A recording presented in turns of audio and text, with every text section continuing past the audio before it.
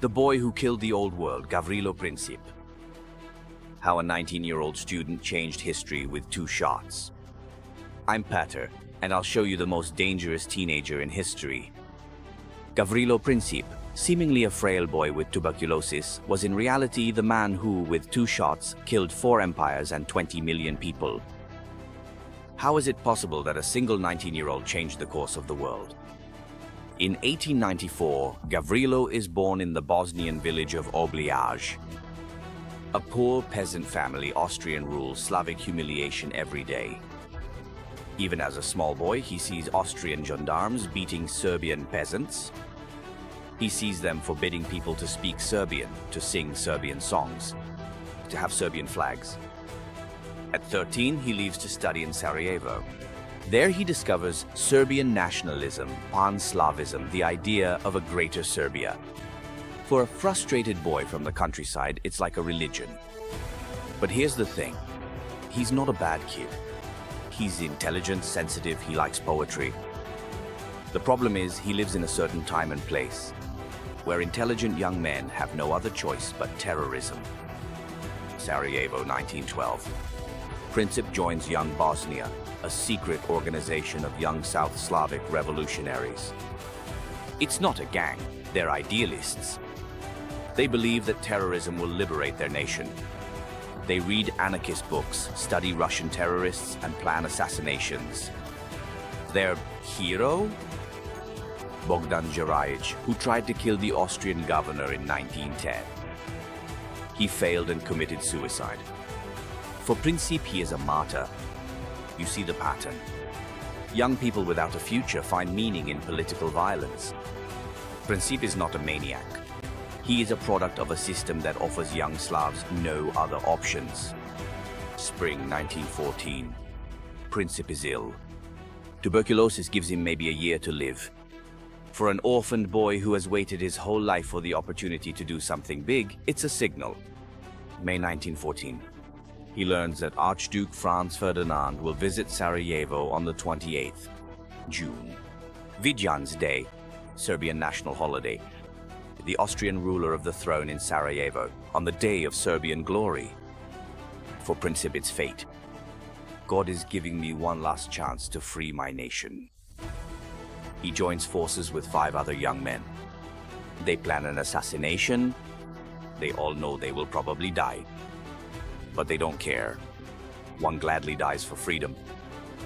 Morning of the 28th, June 1914. 6 young men stand along the Apelki in Sarajevo. Each has a bomb and a revolver. They are waiting for the Archduke's car. 10:10. The first assassin, Čabrinović, throws a bomb at Franz Ferdinand. He misses. The bomb explodes under another car. Several people are injured. The RCV water continues at the town hall.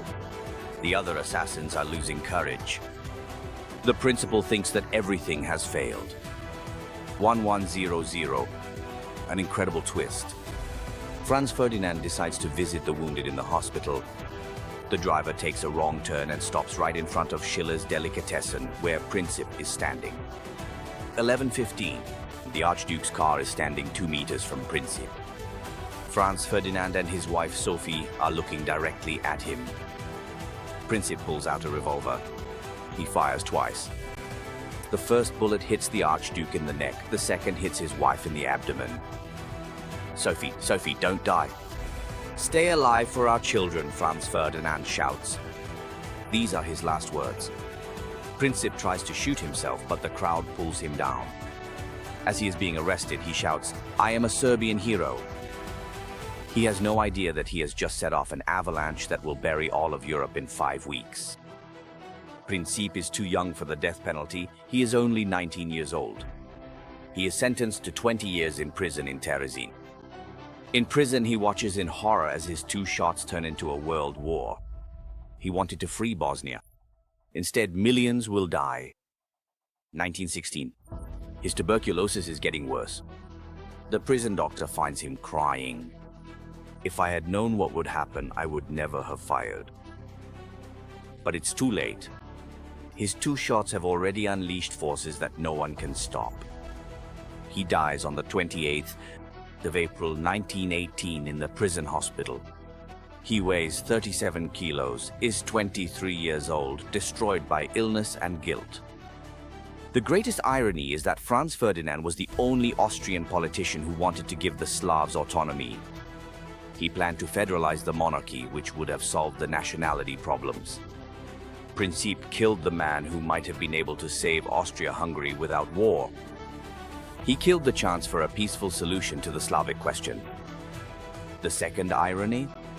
His Greater Serbia is actually created after the war as Yugoslavia, but at the cost of millions of dead, including hundreds of thousands of Serbs. He achieved his goal, but at a price he could not have imagined. Gavrilo Princip was not a monster. He was a young idealist who believed that violence could solve political problems. His tragedy is contemporary. How many young people today believe that terrorism will bring justice? How many of them fail to see the difference between justified anger and destructive violence?